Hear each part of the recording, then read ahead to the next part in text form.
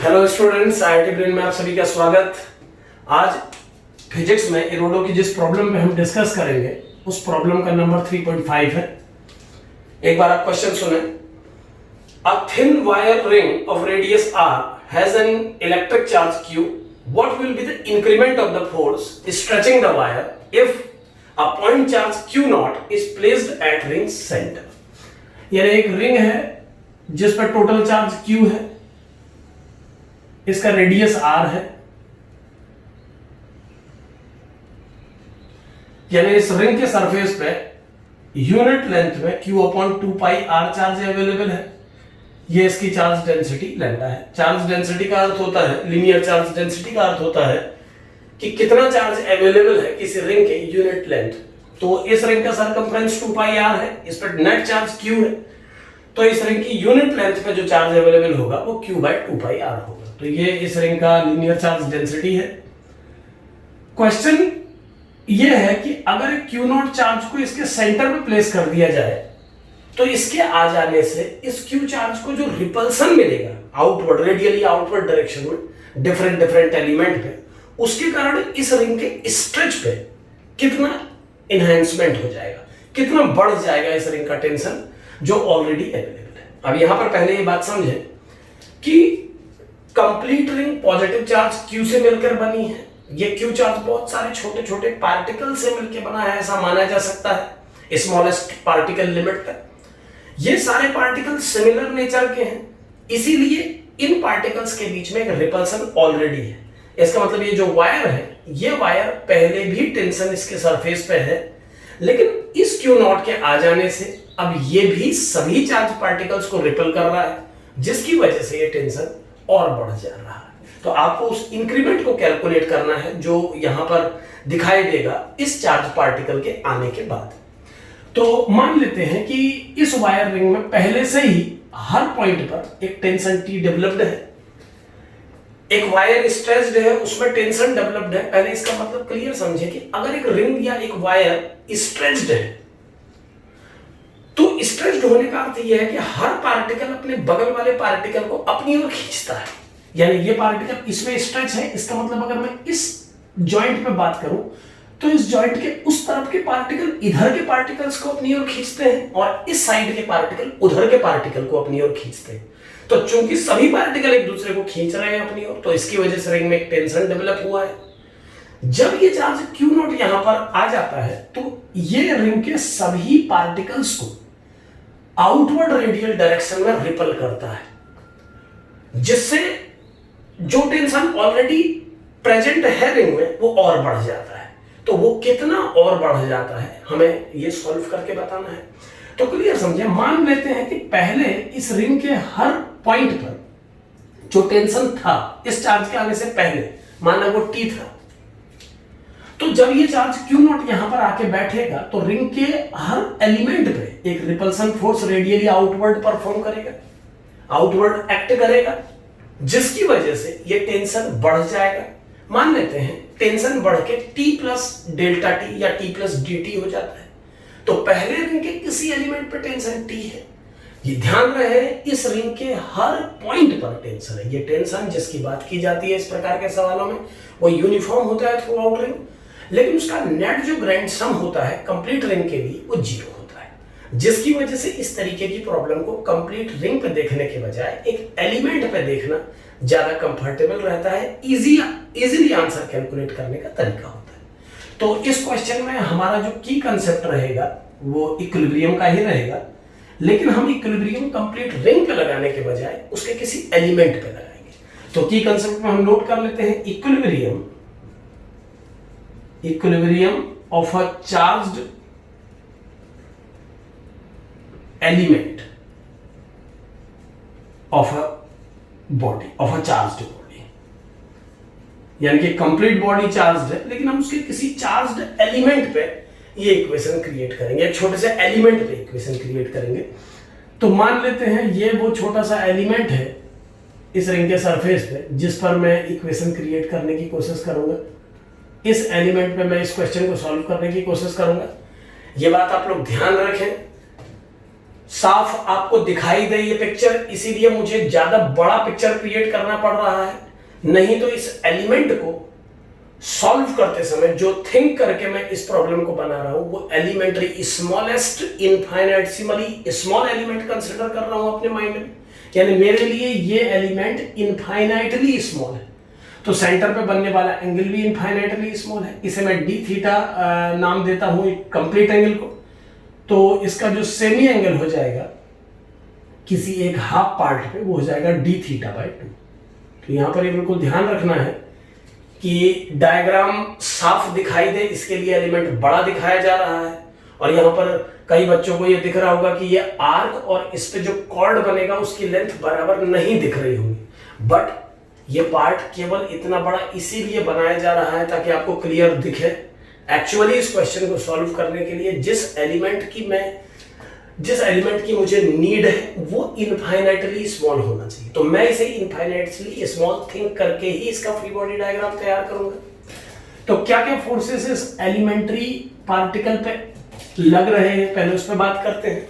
जब ये Q not नहीं अवेलेबल था तो जिस टेंशन से पार्टिकल्स आपस में एक दूसरे को से जुड़े हुए थे या एक दूसरे को पकड़े हुए थे वो टेंशन टी था। हम चूंकि इस पार्ट का फ्री बॉडी डायग्राम बना रहे हैं तो इस पार्ट पर रिमेनिंग रिंग ने क्या फोर्स लगाया हम उसकी बात करेंगे। तो मान लेते हैं इन पार्टिकल्स ने टेंशन टी डेवलप किया, यहां भी पार्टिकल्स ने टी टेंशन डेवलप किया। तो इसके फ्री बॉडी डायग्राम में पहले दो फोर्स थे, एक टेंशन इधर एक टेंशन इधर। अब जब ये चार्ज पार्टिकल क्यू नॉट यहां प्रेजेंट हो गया तो इस क्यू नॉट की प्रेजेंस से एक रिपल्सन फोर्स डेवलप हुआ आउटवर्ड डायरेक्शन में। अब एक बार पहले क्लियर डायग्राम समझे, जब ये क्यू नॉट नहीं अवेलेबल था तब जो स्ट्रेच टी था वो इसके आ जाने के बाद इससे मिलने वाले रिपल्सन के कारण जो रिपल्सन इस क्यू नॉट से इस एलिमेंट्री पार्ट को मिलेगा। अगर हम इस एलिमेंट्री पार्ट में चार्ज कंसिडर करना चाहें तो उसके लिए पहले हमको इसका लेंथ कंसिडर करना होगा। सेंटर पे मैंने एंगल को डी थीटा कंसिडर किया है और रेडियस आर गिवन है, तो क्लियरली ये जो आर्क लेंथ हो जाएगा ये आर डी थीटा हो जाएगा। और अगर ये लेंथ आर डी थीटा है तो पर यूनिट लेंथ अगर चार्ज डेंसिटी लैम्डा है, पर यूनिट लेंथ अगर चार्ज की अमाउंट लैम्डा है तो नेट चार्ज इस एलिमेंट पे हो जाएगा लैम्डा आर डी थीटा। यानी इस एलिमेंट पे नेट चार्ज है लैम्डा आर डी थीटा और ये चार्ज है क्यू नॉट। तो दो चार्जेस के बीच में लगने वाला रिपल्सन फोर्स कूलॉम लॉ से हो जाएगा के Q1 Q2 divided by square of the distance and direction will be outward. फिर एक बार ध्यान रखें, ये बार बार कंफ्यूजन करेगा। कई बार बच्चों के दिमाग में आएगा कि इस एलिमेंट पे तो फोर्स यहां को लग रहा है, इस पे यहां को लग रहा है। तो मैं फिर बार बार याद दिलाऊंगा कि प्रॉब्लम में डायग्राम नीट एंड क्लीन दिखाई दे, इसके लिए थोड़ा बड़ा एलिमेंट दिखाया गया है लेकिन एलिमेंट इनफाइनाइटली स्मॉल है। तो इस तरीके की थिंकिंग दिमाग में ना आए कि इधर वो फोर्स लगेगा उसका डायरेक्शन अलग होगा, इधर फोर्स लगेगा उसका डायरेक्शन अलग होगा। ये रिंग एक्चुअल में जिस एलिमेंट पे हम लोग रिंग की बात कर रहे हैं वो इनफाइनाइटली स्मॉल है। तो अगर उसको इनफाइनाइटली स्मॉल लेवल तक बनाया गया होता, अगर मैं इस एलिमेंट को एटॉमिक लेवल तक बनाया होता जो मैं नहीं बना पाया और वो दिखता भी नहीं फिर, तो उतना छोटा एलिमेंट लेने पर ये आपको बिल्कुल आउटवर्ड ही नजर आता। यानी ये परफेक्ट है बिल्कुल इस चार्ज से इसके एलिमेंट्री पार्टिकल पे अगर ये सही साइज यहां पर क्रिएट हमने किया होता तो केवल एक ही फोर्स लगता और उसकी value k q not lambda d theta by r square होती। अच्छा, अब जब ये चार्ज अवेलेबल नहीं था तब इस रिंग में एक टेंशन टी और एक टेंशन टी था जो कि इसकी प्रेजेंस से मिलने वाले रिपल्सन के कारण और बढ़ गया। यानी अब यहां पर जो टेंशन और आ गया है वो मान लेते हैं डेल्टा टी बढ़ जाने के बाद टी प्लस डेल्टा टी हो गया है। तो अब इंपॉर्टेंट पॉइंट पे आए, जब ये क्यू नॉट नहीं था प्रेजेंट इस पॉइंट पे तब इस रिंग में एक टेंशन टी था जो इन्हीं डायरेक्शंस में एक्ट करता था इस एलिमेंट के लिए। उन टेंशन टी के एक कंपोनेंट जो टेंजेंशियल थे इस एलिमेंट पे वो आपस में कैंसिल हो जाते थे और जो टेंशन के कंपोनेंट इनवर्ड एक्ट करते थे उस टेंशन को रिमेनिंग रिंग के जो चार्ज पार्टिकल हैं वो फोर्स लगा के बैलेंस कर देते थे। एक बार फिर सुना है कि इस चार्ज पार्टिकल की एब्सेंस में इस रिंग के इस छोटे से एलिमेंट पर लगने वाले टेंशन टी थे उन टी का टेंजेंशियल कंपोनेंट इक्वेट हो जाता था, और जो टी का component along the centre act करता था, दोनों टी का जो कंपोनेंट सेंटर के अलोंग एक्ट करता था, वो कंपोनेंट इस रिमेनिंग रिंग के चार्ज के द्वारा दिए गए रिपल्सन, इस एलिमेंट को जो इस रिंग ने रिपल्सन दिया, उस रिपल्सन फोर्स से इक्वेट हो जाता था। अभी भी वो सारे फोर्सेस परफॉर्म कर रहे हैं, यानी कि इस रिंग के पार्टिकल अभी भी इस एलिमेंट पर एक आउटवर्ड फोर्स लगा रहे हैं, लेकिन अब जो टेंशन है वो बढ़ के टी प्लस डेल्टा टी और टी प्लस डेल्टा टी हो गया है। तो क्वेश्चन को इजी बनाए रखने के लिए इस पॉइंट को हम यहां यूज जरूर करेंगे कि पहले जब ये नहीं अवेलेबल था तो टेंशन का हॉरिजॉन्टल कंपोनेंट, टेंशन का जो कंपोनेंट टेंजेंशियल था, हॉरिजॉन्टल बोलने के बजाय यहां टेंजेंशियल अच्छा लगेगा, तो टेंशन का जो कंपोनेंट यहां टेंजेंशियल था वो आपस में इक्वेट हो जाते थे, और जो टेंशन का अलोंग द सेंटर कंपोनेंट था वो रिमेनिंग रिंग के चार्ज के रिपल्सन से बैलेंस हो जाता था। अब tension T plus delta T हो गया है। तो इस बात को ऐसे समझे कि जो प्रीवियस टी जो अब बढ़ के टी प्लस डी टी हो गया है टेंशन दोनों पॉइंट पर, तो इसमें जो टी और टी टेंशन है, ये टी और टी टेंशन का जो हॉरिजॉन्टल, माफ कीजिए, टेंजेंशियल कंपोनेंट है, ये अभी भी इक्वेट हो रहा है, और टेंशन का जो अराउंड सेंटर कंपोनेंट है वो अभी भी इस रिंग के चार्ज के रिपल्सन से बैलेंस हो रहा है।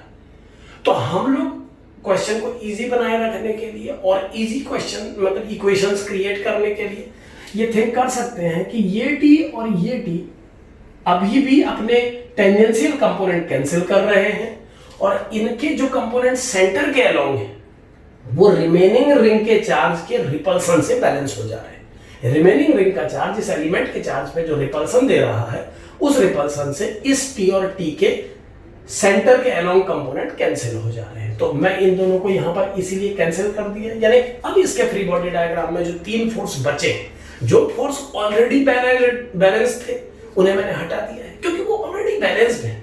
इस टी और इस रिमेनिंग रिंग के चार्ज के रिपल्सन के कारण ये रिंग पहले भी इक्विलिब्रियम में थी। तो लेमीज थ्योरम भी यहां पर आप समझ सकते हैं कि अगर इस क्यू नॉट की प्रेजेंस थोड़ी देर के लिए इस क्यू नॉट को मान लिया जाए यहां पर अवेलेबल नहीं है, तो जब ये नहीं था तब इस एलिमेंट पे तीन फोर्स लगते थे, टी और सारे रिंग के चार्ज, जो रिमेनिंग रिंग के चार्ज के कारण इस एलिमेंट को मिलने वाला रिपल्सन है वो फोर्स, और तीनों बैलेंस थे। इसका मतलब उन तीनों को बैलेंस मान के हटाया जा सकता है, क्योंकि उन तीनों का वेक्टोरियल सम 0।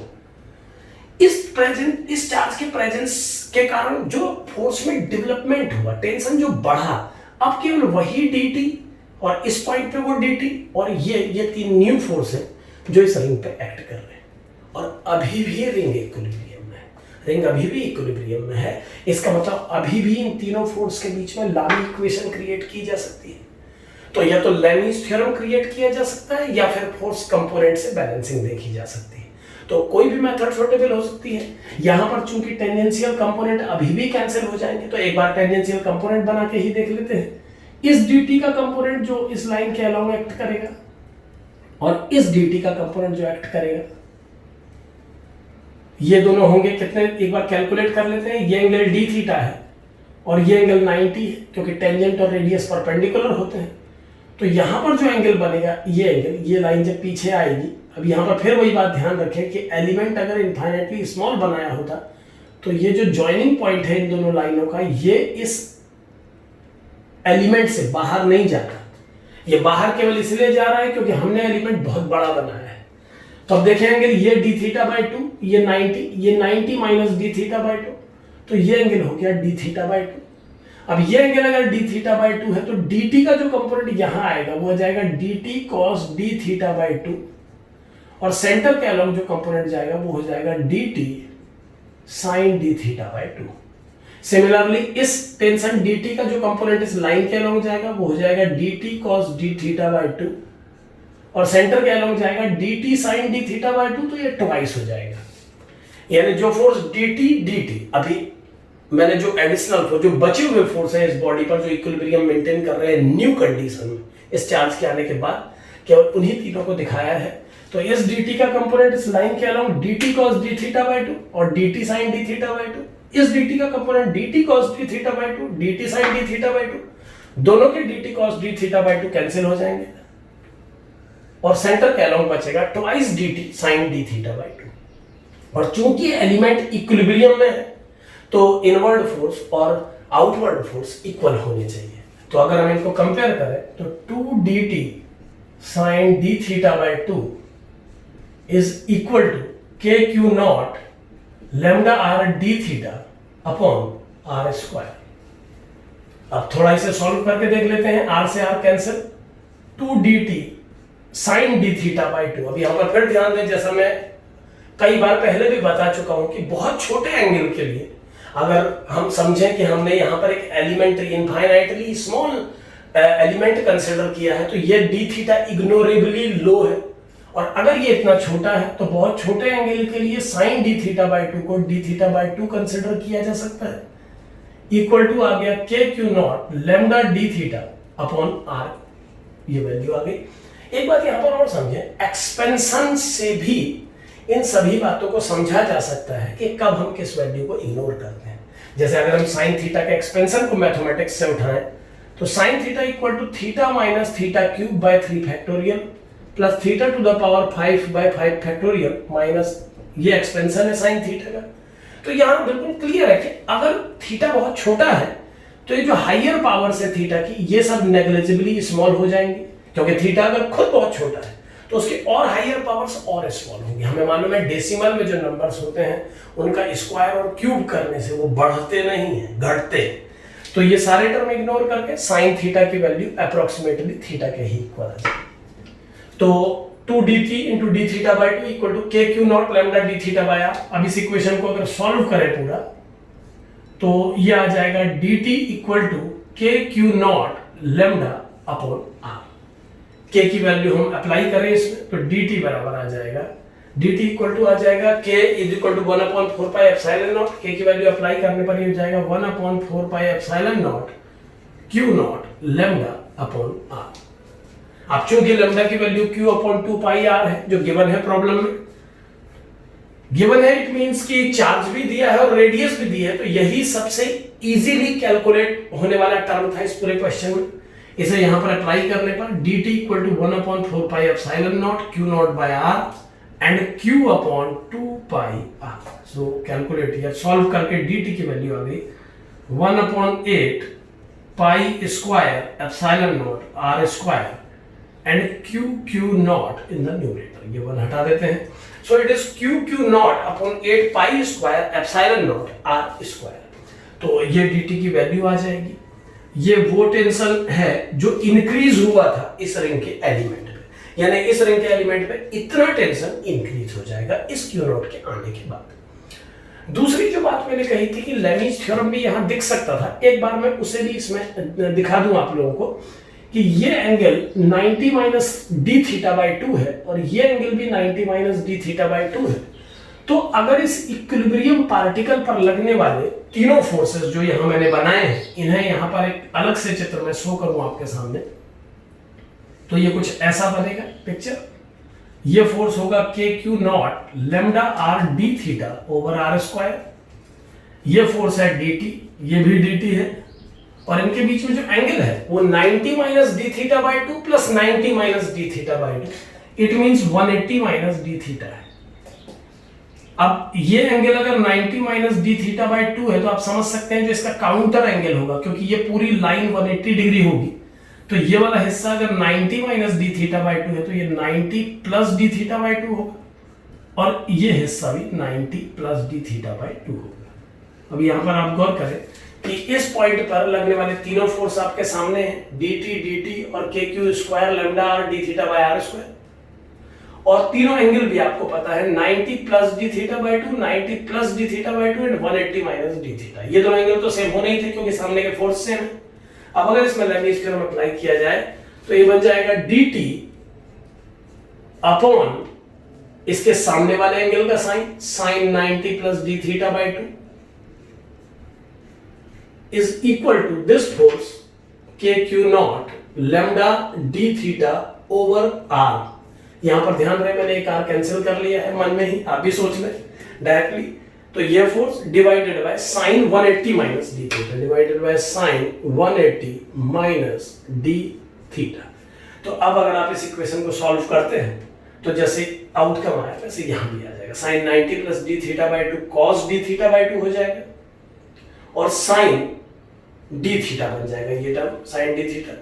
और फिर जब आप इसको सॉल्व करेंगे, एक बार मैं इसे पूरा सॉल्व कर देता हूं, तो ये क्या बन जाएगा देखिए, dt upon sine 90 plus d theta by 2 equal to k q not lambda d theta by r into sine 180 minus d theta. अब इसे अगर हम सॉल्व करें तो ये बन जाएगा dt, ये अगर इक्वेशन बन जाएगी इसकी dt upon sine 90 plus d theta by 2 is cos d theta by 2। ये मैथमेटिकल ट्रिग्नोमेट्री के हिसाब से sin 90 plus d theta by 2 is cos d theta by 2 and this will be k q square lambda d theta by r and sin 180 minus d theta is sin d theta. By mathematics it is sin d theta. sin d theta को 2 से multiply करके अगर 2 से divide कर ले तो ये sin 2 theta बन जाएगा, sin 2 theta, sin 2 theta हो जाएगा। अब इसे अगर सॉल्व कर लिया जाए तो ये बन जाएगा dt upon cos d theta by 2 is equal to k q naught lambda d theta upon r 2 sin d theta by 2 cos d theta by 2। हालांकि ये मैं थोड़ा सा ट्रिग्नोमेट्री से मैंने इस सवाल को लंबा कर दिया है। इजीली ऐसा भी कर सकते थे कि जैसा मैंने ऊपर बताया कि छोटे एंगल के लिए साइन थीटा को थीटा बोल सकते हैं, ठीक ऐसा ही एक फॉर्मूला और है कि बहुत छोटे एंगल के लिए cos थीटा को 1 के इक्विवेलेंट माना जा सकता है, क्योंकि cos थीटा का एक्सपेंशन होता है 1 minus theta square by 2 factorial plus theta 4 by 4 factorial minus and dash.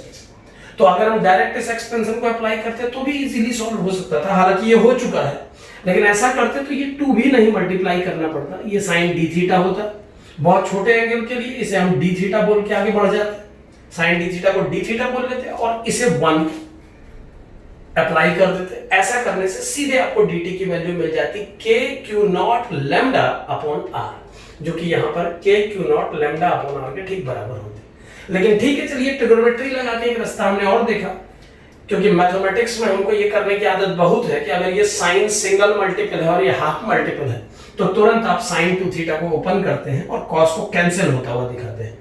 तो कॉस को कैंसिल होता हुआ दिखा देना ज्यादा बेहतर होता है, कम से कम उसमें ये नहीं बोलना पड़ता कि अप्रोक्सीमेटली इसको आपने 1 पुट किया, क्लियरली आप बोलते हैं कि भाई ये कैंसिल हो गए हैं, इनको 1 नहीं पुट किया आपने। लेकिन चूंकि हम जानते हैं एंगल बहुत छोटा है, तो अगर हम इस रास्ते जाते तो भी हम एक बेटर आउटकम ले पाते। ये साइन डी थीटा बन जाता, ये 1 हो जाता और डी थीटा से कैंसिल हो जाता, सीधे हम dt की वैल्यू फाइंड आउट कर लेते। इस मेथड में भी हम ऑलमोस्ट आंसर तक पहुंच चुके हैं। अब dt की value k q naught lambda d theta by r 2 sin d theta by 2 है। छोटे एंगल के लिए अब मैं साइन को यहां से हटाऊंगा, आप जानते हैं, फिर 2 से 2 कैंसिल करूंगा और 2 से 2 कैंसिल करने के बाद d थीटा से d थीटा कैंसिल करूंगा, तो dt की value k q naught lambda by r आ जाएगी। फाइनली आपको लैम्डा की वैल्यू पुट करनी है q अपॉन 2 पाई r। तो जैसे ही आप लैम्डा की वैल्यू पुट करेंगे इस प्रॉब्लम में, तो आपको इस तरीके का आंसर मिल जाएगा q naught upon 8 pi square into epsilon naught r square. तो लेमीज थ्योरम से जा सकते हैं, 3 फोर्सेस के कंपोनेंट बना के उनकी बैलेंसिंग से सॉल्व कर सकते हैं, और मैथमेटिकल स्टेप्स में आप चाहे साइन थीटा अप्रोक्सीमेट मेथड से जाएं या इस तरीके से करें। Thank you.